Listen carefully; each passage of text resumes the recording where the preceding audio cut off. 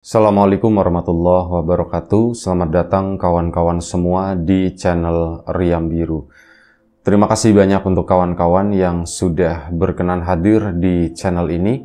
Dan kali ini ada satu cerita datang dari Mbak Manda di Jakarta. Mbak Manda itu menceritakan tentang satu pengalaman horor yang pernah dialaminya sekitar tahun 2006. Di tahun 2006 tersebut, dia baru lulus kuliah, baru selesai kuliah dan ya seperti pada umumnya nyari pekerjaan kan. Dan waktu itu memang dalam kurun waktu yang lumayan cukup singkat, ya kurang lebih sekitar 1,5 bulan, Mbak Manda alhamdulillah dapat pekerjaan, dapat tawaran, interview, pertama interview dulu kayak gitulah, dapat undangan, ikutin prosedurnya 1, 2, 3 dan seterusnya. Akhirnya Mbak Manda pun diterima di perusahaan tersebut. Baru bekerja sekitar 2 bulan, ternyata Mbak Manda itu ditugaskan, ada senior gitu ya, dan Mbak Manda itu diikut sertakan dalam kegiatan atau program dari perusahaannya itu. Mbak Manda dan tim itu dikirim ke Bandung. Dikirim ke Bandung, di satu sisi ya senang-senang aja karena apa? Aku di Bandung gitu ya. Jadi di Jakarta kan penat ya, padahal Bandung sama aja macet gitu ya. Nah, cuman mungkin dari segi udaranya agak sedikit lumayan cukup dingin gitulah.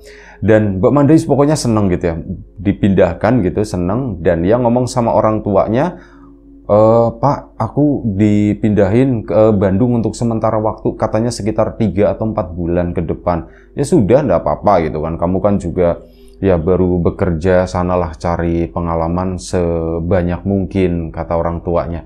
Akhirnya sudah, Mbak Manda pun dengan tim itu, namanya ada seniornya namanya Mbak Yosi, dan mereka pun singkat cerita berangkat ke Bandung sana. Nah, di situ sebelumnya ya pas awal-awal banget gitu ya, mereka kan memang belum sempet survei ke sana, belum sempet nyari tempat tinggal dan sebagainya gitu ya. Kantor itu memang sudah disediakan. Ya kantor kecil di sebuah ruko semacam itu. Nah, ditempatinlah untuk bekerja. Tapi kan untuk tinggalnya mereka belum gitu ya. Dan untuk sementara mereka memang 2-3 hari waktu itu tuh masih menginap di hotel. Selepas dari hotel itu Mbak Yosi pun bilang, kita harus nyari tempat, katanya begitu kan, kata Mbak Yosi. Dan ya Mbak Manda sih pasrah-pasrah aja, ya Mbak aku ngikut aja Mbak, aku ndak terlalu ngerti di Bandung juga. Oh ya sudah, akhirnya apa, Mbak Yosi yang nyari dan kurang lebih sekitar 4 hari tinggal di sana di Bandung. Mereka pun di hari keempat, Mbak Yosi itu udah deal dengan satu tempat tinggal. Ada sebuah rumah di sana, ya di suatu daerah lah, daerahnya ndak usah disebutkan ya. Ini di di Bandung tersebut itu kan banyak bangunan-bangunan lama ya. Kayak bangunan-bangunan dari Belanda kayak gitu tuh masih lumayan cukup banyak. Nah, ini ada satu rumah yang ukurannya itu cukup gitu, dan timnya Mbak Yosi sendiri totalnya itu ada 9 orang. Akhirnya begitu, Mbak Yosi pun sebagai yang pemimpin tertingginya di situ memutuskan, udahlah nggak usah misah-misah gitu ya, nggak usah misah-misah, gini aja kita tinggal kita tinggal bareng aja gitu ya. Ya ada cowok ada cewek campur, dan akhirnya ya semuanya nurut gitu, termasuk Mbak Manda. Mereka pun mulai menempati rumah tersebut. Secara detailnya, teknisnya bagaimana, proses pindahan itu nggak diceritakan. Mbak Manda cuma cerita, ya intinya kami pindah akhirnya ke rumah tersebut. Pas ngelihat rumahnya, ya ini rumah lama dan suka, Mbak Manda itu suka. Ini estetik banget gitu ya. Aku belum pernah tidur di rumah model beginian gitu ya. Rumahnya Mbak Manda sendiri di Jakarta itu kan di sebuah perkampungan, lumayan cukup sumpek juga kayak gitu. Nah, ini tinggal di situ, kanan kirinya itu masih ada pepohonan, pohon-pohon besar gitu, dan ini tuh rasanya enak banget. Meskipun sebenarnya sempat terbesit, ini angker nggak ya gitu ya. Ada pertanyaan semacam itu, tapi hal itu kayak dia langsung terjawab, ramean gitu kan, di sini ada 9 orang atau berapa gitu ya. Ini ya udahlah, tenang aja, tenang, nggak apa-apa. Akhirnya dapatlah di situ, di rumah tersebut itu ada 4 kamar. Dan Mbak Manda ini dapat satu kamar. Memang ada si temannya Mbak Manda itu namanya Nita, tapi dia itu sebenarnya asli Bandung sana. Dan akhirnya apa? Karena asli Bandung, bekerja di Jakarta, dilempar lagi ke Bandung gitu ya. Paling seneng itu si Nita. Dia itu ngomong sama Mbak Yosi, "Mbak, aku kalau misal pulang pergi gimana?" "Ya udah, ndak apa-apa," kata Mbak Yosi, "ndak apa-apa, kamu juga orang sini." Maksudnya daripada kita tinggalnya tuh misah-misah, nyari kontrakan sendiri, nyari kos-kosan sendiri kayak gitu, udahlah mending di sini aja, toh kita juga nggak lama kan, paling 3-4 bulan, kata Mbak Yosi. "Ya Mbak, ya sudah. Karena udah si Nita ini dapat jatah kamar sama itu tadi Mbak Manda. Tapi karena orang Bandung akhirnya kan jadi sering balik. Memang sesekali nginep di sana saat misal ada meeting bener-bener sampai malam, dan akhirnya itu kantor yang sudah disediakan di sana itu jarang dipakai ya, karena orangnya udah ngumpul di rumah tersebut. Rumah itu pun jadi kayak tempat kerja. Udahlah kita di sini aja, ngapain ke sana gitu kan, kata si Mbak Yosi. Udahlah kita di sini aja. Mereka pun bekerja di rumah sana, tinggal di situ, bekerja di situ. Wis pokoknya nyaman banget, kata Mbak Manda. Sumpah aku itu nyaman di sini tuh, nyaman, bener-bener enak. Dan sudah kan waktu berjalan kurang lebih sekitar 1 minggu mereka tinggal di sana. Mbak Manda sendiri tidak pernah mengalami ada sesuatu yang aneh, ada sesuatu yang menyeramkan atau apa, itu enggak, masih biasa aja. Sampai pada suatu hari, ini salah satu timnya Mbak Yosi, ini ada cowok gitu ya, ini dicariin gitu kan. Waktu itu memang ada meeting ya, karena kerjanya di rumah, kerjanya agak santai, dan waktunya kan fleksibel juga, kadang bisa sampai malam gitu. Nah ini jam 7 malam, itu dicariin, namanya Yogi. Namanya Yogi, dan si Yogi mana gitu kan, ini si Yogi mana? Ditungguin, ini dari jam 7 ya mereka meeting, sampai jam 8, Yogi itu nggak muncul-muncul. Dia itu kemana gitu kan, dicariin. Nggak tahu, nggak ada yang tahu, nggak bilang kemana. Saat dilihat, oh ya, di depan itu beberapa anak itu memang bawa kendaraan, ada yang bawa mobil, ada yang bawa motor juga. Nah Yogi itu bawa motor, pas dicek ke depan sana, motornya masih ada loh, motor masih ada. Anaknya kemana gitu kan, kata Mbak Yosi. Ya nggak tahu Mbak, yuk cari, katanya cari gitu ya. Mbak Yosi menginstruksikan, ayo kita cari di sekitaran rumah sini lah, barangkali dia ketiduran atau gimana. Akhirnya dicariin semua. Nah di bagian belakang rumah itu ada sebuah kamar mandi di sana, ya dipakai juga gitu ya. Pertama dicariin di kamar-kamar gitu ya, nggak ada. Ke dapur, ke sana, ke belakang, itu nggak ada kamar mandi. Giliran sampai di kamar mandi, wah ternyata Yogi itu lagi di situ, lagi duduk di lantai kamar mandi tersebut yang memang sebelumnya dipakai gitu kan. Akhirnya basah, celananya juga basah. Anak-anak itu pada ya kaget, manggil Mbak Yosi, "Mbak, di sini, Yogi di sini." Itu dalam kondisi kayak gitu, bengong, duduk doang di situ ya. Yogi, kamu kenapa kamu di sini? Yuk bangun, bisa ndak? Ini yang cowok tolong dong bantuin, kata si Mbak Yosi. Akhirnya dibantuin, diangkat gitu kan. Mas Yogi pun bisa berjalan, dibawa ke kamarnya di situ. Karena bajunya basah, ini sama teman-temannya itu kan digantiin. Dan Mas Yogi itu, kamu bisa ganti pakaian ndak? Yogi itu ngangguk tapi belum bersuara ya waktu itu. Ya bisa, dan akhirnya sudah gantilah pakaian. Setelah ganti pakaian udah selesai, kamu udah makan belum gitu kan. Anak-anak kan tadi udah makan ya. Kamu udah makan belum? Belum, aku belum makan. Ya sudah, makan dulu ya, katanya. Ada kebetulan satu itu memang dibeli untuk takutnya kerja malam atau gimana, jadi belinya dilebihin gitu ya, barangkali ada yang masih lapar. Nah itu akhirnya nasi tersebut dikasih ke Yogi. Setelah dikasih makan, udah mulai agak tenang ya, di situ ditanya-tanya, kamu kenapa, katanya kan, ditanya sama si Mbak Yosi, kamu kok Kenapa duduk di sana, di kamar mandi, di toilet itu? Kenapa, ada apa gitu? Yogi pun cerita, anu Mbak, aku itu ya tadinya mau mandi gitu. Jadi mandinya Yogi itu malam ya, selepas maghrib, sekitar jam 6:30 lah waktu itu. Dia mau mandi dan, oh ya, Mas Yogi itu masak air dulu. Setelah masak air ditaruh di ember gitu kan, pakai air hangat soalnya dingin kata si Mas Yogi. Dia itu kayak gitu, udah masuk kamar mandi, ya udah siap-siap mau mandi, cuman untungnya belum buka baju ya waktu itu.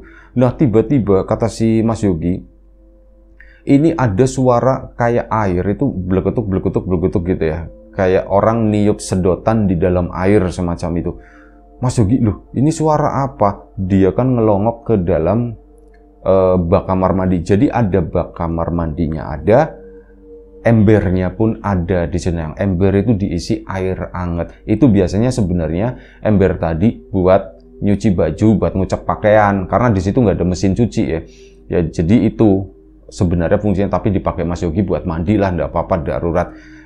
Nah ini ada suara dari bak kamar mandi itu. Mas Yogi kan, duh ini suara apa? Pas dilongok begini, di situ keluar satu sosok. Kata Mas Yogi, Mbak, sumpah Mbak, serem banget. Apa Gi? Kamu ngeliat apaan? Ya anak-anak otomatis yang tadinya mau kerja tertunda dulu pada ngedengerin Mas Yogi cerita. Gi, emang kenapa Gi, ada apaan? Aku ngeliat ada perempuan Mbak keluar dari, ada cewek keluar dari bak kamar mandi, rambutnya itu panjang banget Mbak, dan dia itu keluar, bener-bener keluar sampai naik kakinya gitu ya, kakinya itu naik di ini ya, tembokan bak mandi tersebut, dan dia itu ke atas ke sana. Nah ini kamar mandi itu tuh ada dua, disekat begitu, cuman bagian atasnya itu nggak ada tutupnya. Ini kayak kamar mandi darurat atau gimana deh, soalnya posisinya tuh memang di belakang sana. Di belakang pun ada sebuah jemuran, ada tanah kosong, atasnya itu terbuka. Nah di situ terang, cuman kalau malam terang, ada lampunya di sana. Nah ini si perempuan tadi, sosok tadi itu tuh kayak kayak seorang pemanjat katanya. Itu kayak gitu nyebrang ke arah ruangan yang di sebelahnya, itu toiletnya atau apa, pokoknya kayak gitu. Dan ya si ini dia itu si Yogi ya, Yogi itu siapa tadi namanya, si Yogi itu jadi shock. Ini sumpah Mbak, serem banget Mbak. Kamu diapain Gi? Aku nggak diapa-apain, cuma nggak tahu aku kok lemes banget. Emang gimana Gi bentuknya? Nah, belum jelas kan waktu itu. Gi emang gimana bentuk? Mbak itu perempuan Mbak, rambutnya tuh panjang banget. Itu panjang banget sampai ke kaki, kata si Mas Yogi. Itu keluar begitu, kalau rambut semua gitu, nutupin mukanya ndak kelihatan, naik ke atas bak, terus naik ke atas tembok ke sana, nyebrang ke ruangan sebelah Mbak. Sumpah itu serem, kata si ini ya, mana baunya itu amis, kata si Mas Yogi. Ya sudahlah, sudah. Itu diceritakan begitu, anak-anak otomatis kan jadi ketakutan. Ternyata rumah ini angker ya gitu. Ada yang bilang seperti itu. Cuma kata Mbak Yosi, ya rumah setiap rumah ya pasti ada, kata Mbak Yosi. Terus gimana nih? Enakan tapi tinggal di sini. Mbak Yosi sih ya mungkin sebagai seorang leader di sana, itu kan harus mengkondisikan supaya tempat tersebut tetap kondusif untuk bekerja dan sebagainya. Ya ditenang-tenang, udah Gi, nggak apa-apa Gi, nggak bisa jadi Yogi lagi banyak pikiran atau apa gitu ya Gi ya. Terus ya sepertilah orang kalau banyak pikiran itu suka ya terbayang-bayang sesuatu atau gimana. Mbak Manda itu diem aja di sana. Sumpah aku tuh ngebayangin serem banget, takut banget, kata Mbak Manda. Nah akhirnya sudah, karena memang ada pekerjaan, si Mas Yogi pun disuruh istirahat dulu ya. Ini yang lain yuk kita kerjain, terus udah kelar nanti langsung tak kirim. Udah, kita istirahat, kata Mbak Yosi. Iya Mbak, iya Mbak. Akhirnya dikerjakan sampai jam 11 malam. Sebelum jam 11 malam itu, saat mereka berada di ruang tengah semua di sana, ini memang ada beberapa kejadian di situ. Mereka semua, pertama, mereka semua itu lagi konsentrasi, lagi ngobrol-ngobrol gitu ya. Ini ada suara debuk gitu, ada sesuatu yang berat, besar, itu jatuh, dan suaranya itu kencang banget di area belakang rumah di sana. Ya sempat diem semuanya, cuma kata Mbak Yosi, udah biarin aja dulu, kita kelarin pekerjaan ini. Akhirnya balik lagi kerja dengan ya perasaan yang tidak nyaman itu ya. Dan akhirnya apa? Yang kedua itu pintu belakang, pintu menuju ke arah belakang yang area terbuka itu tadi, itu kan ada pintu kacanya, ada pintu kayunya gitu ya. Jadi pintunya tuh double.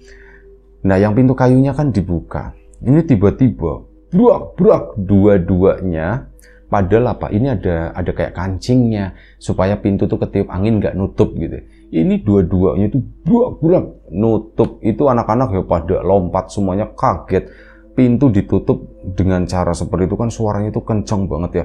Mbak, kok makin serem ya Mbak ya gitu. Mbak Yosi pun diem aja. Yuk sudah, kita fokus aja, kita fokus.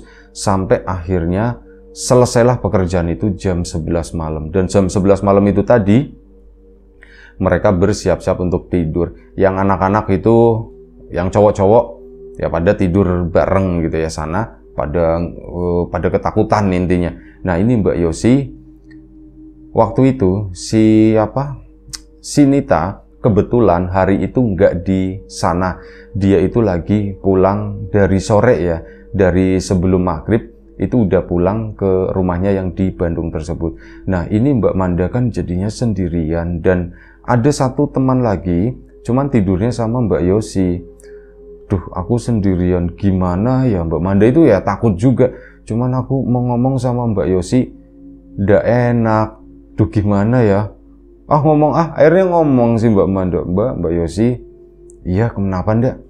Mbak, aku takut tidur sendirian gitu, kata si Mbak Yosinya. Kamu takut apa, udah gede gitu, takut apa, udah ndak apa-apa, sana tidur gitu. Nita mau tak telepon suruh ke sini. Jangan Mbak, kasihan gitu kan. Ya mendapat penolakan dari Mbak Yosi, intinya nggak ditawarin, ya udah sini tidur bareng bertiga gitu. Mbak Yosi kan badannya emang lumayan agak cukup gede ya, rasa-rasanya ya nggak cukup, nggak muat gitu kan. Akhirnya ya sudah, si Mbak Manda mau ndak mau dia pun tidur sendirian. Nggak bisa tidur. Ada satu lagi temannya namanya Koko. Kok aku nggak bisa tidur kok, katanya. Mau tak temenin nggak, katanya. Wus, nggak mau, gue lah, katanya. Enak aja, kata si Mbak Mandanya. Ya udah, akhirnya ngobrol-ngobrol di situ sebentar kan, sampai jam 12:30 pagi. Dan Koko itu udah mulai ngantuk. Udah, aku ngantuk nggak, aku mau tidur, katanya gitu. Ya udah kok, ya udah sana tidur, katanya. Mas Koko tetap mau tak temenin nggak gitu ya. Enggak lah, katanya. Sudah sana gitu. Lebih sereman di temenin lu kali kok gitu ya, basa-basinya begitu. Akhirnya Mbak Manda pun mau ndak mau masuk ke dalam kamar, takut banget. Aduh, aku takut sendirian gitu ya, tidur di situ. Mana ini loh, jadi di rumah itu kamarnya Mbak Manda terutama sama kamarnya Mbak Yosi itu tuh masih mempertahankan tempat tidur lama. Jadi tempat tidurnya itu yang masih ada ininya loh, ada kelambunya. Kelambunya sendiri sih bersih di situ ya. Kelambunya itu bersih, masih berwarna putih kebiru-biruan seperti itu. Dan itulah yang justru bikin takut Mbak Manda. Karena tidur ya di ranjang tua semacam itu kan. Udah tidur cuman bolak-balik. Mana anak-anak yang lain udah pada tidur lagi gitu ya. Aduh, aku gimana gitu ya. Akhirnya sudah bolak-balik. Tiba-tiba ada bunyi kreket gitu. Cuman bunyi itu tuh tidak tahu itu bunyi dari mana. Itu apa ya? Bunyi kreket gitu lagi. Apa sih gitu ya? Apa sih? Mbak Manda pun pasang telinga gitu. Cuman dia nggak menemukan bunyi itu tuh dari mana. Bunyi lagi kreket gitu. Ini dari mana sih gitu. Udah makin ketakutan, karena akhirnya apa? Ditutup sama bantal mukanya. Udah aku takut, aku nggak mau mendengarkan apapun. Suara itu bunyi lagi. Akhirnya Mbak Manda karena penasaran, loh kok suaranya kayak pindah ke atas gitu ya. Dia buka bantal begini dan kelambu bagian atasnya, ini ya di bagian atapnya itu kan transparan, kelihatan sampai ke atas ke sana. Itu di atas ada sosok Pertama Mbak Manda itu nggak tahu, warnanya tuh hitam, cuman dia tuh setelah ngelihat di samping-sampingnya itu yaitu rambut perempuan dengan rambut yang panjang banget, itu tidur tengkurap begini ya, tangannya tuh ke atas begini, kayak ngebentuk huruf X gitu ya. Dan ya seperti itulah, rambutnya itu ke samping-samping. Mbak Manda ngeliatin itu apa gitu, mukanya itu nggak kelihatan kata si Mbak Manda, cuman ya itu agak mendelong ke bawah si ininya, apa, kelambunya tadi. Mbak Manda mau teriak susah banget, mau bergerak juga susah, bahkan apa, mau nutupin muka pakai bantal aja susah. Mbak Manda itu cuman bisa merem gitu ya. Merem itu pun aku tuh pengen lari, tapi entah kenapa kok nggak bisa gitu. Dan badan itu udah gemeteran semuanya. Akhirnya apa?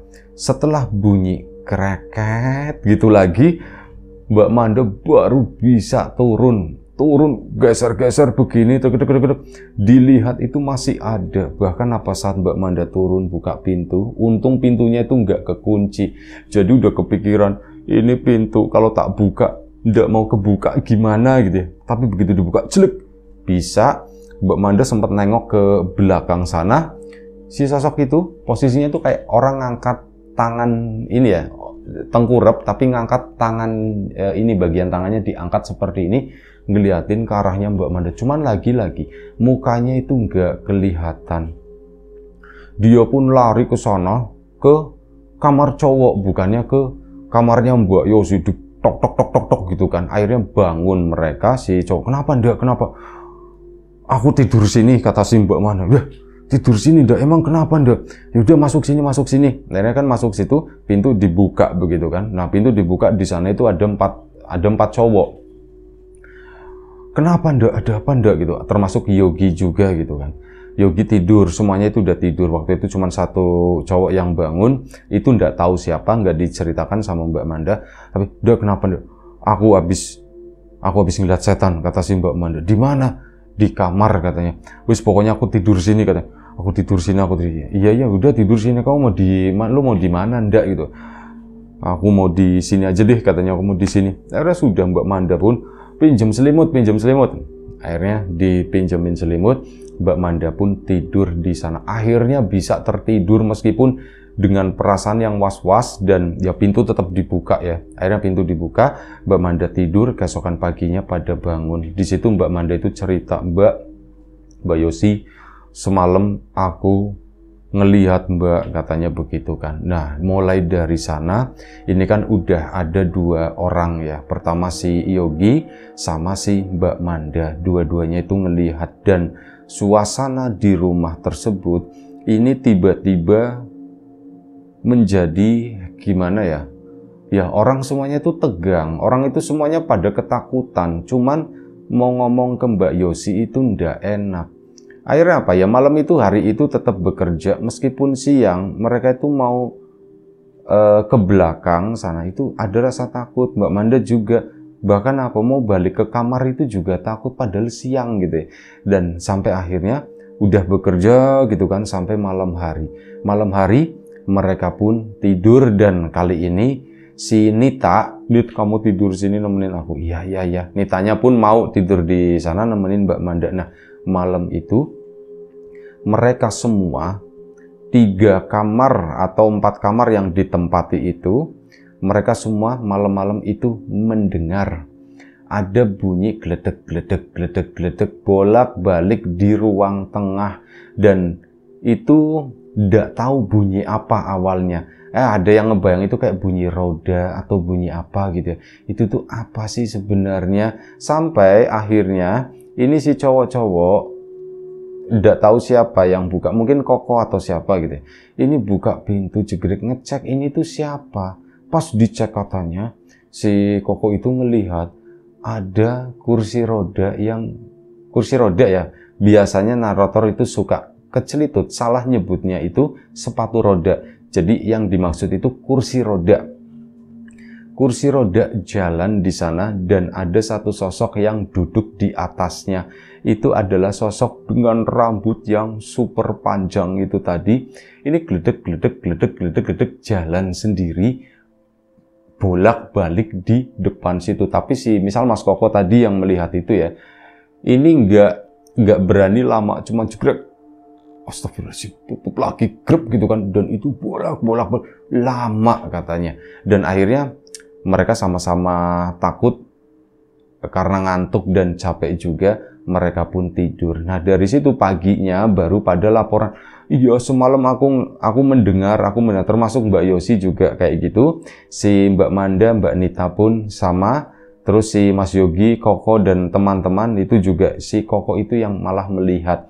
Nah dari situ akhirnya ngomong sama Mbak Yosi, Mbak takut Mbak, duh gimana ya, ini rumah udah aku bayar 3 bulan ke depan, gimana ya, kata si Mbak Yosi ya, duh Mbak mending kita tinggal di ruko aja Mbak, katanya gitu kan. Akhirnya apa ya sudah, mau ndak mau gitu kan. Mbak Yosi juga kasihan kalau misal sampai ya buang-buang uang itu nanti ditegur sama perusahaan. Akhirnya mereka pun selanjutnya tidur di ruko sana, dan tidur di ruko pun nggak nyaman di situ ya, nggak nyaman, bener-bener nggak nyaman. Sampai paling kuat-kuatnya itu 3 hari di ruko sana. Mereka mau ndak mau, udahlah balik lagi ke sana lah, kita lawan aja yang begitu. Akhirnya apa? Mereka balik lagi ke rumah tersebut, dan saat balik ke sana, pertama itu suasana ya takut gitu ya. Cuman alhamdulillahnya ndak tahu, semua itu baik-baik aja, bener-bener. Setelahnya sampai mereka itu 3 bulan atau 4 bulan tinggal di area tersebut, di Bandung tersebut, di rumah itu, mereka itu ndak pernah mengalami apapun lagi.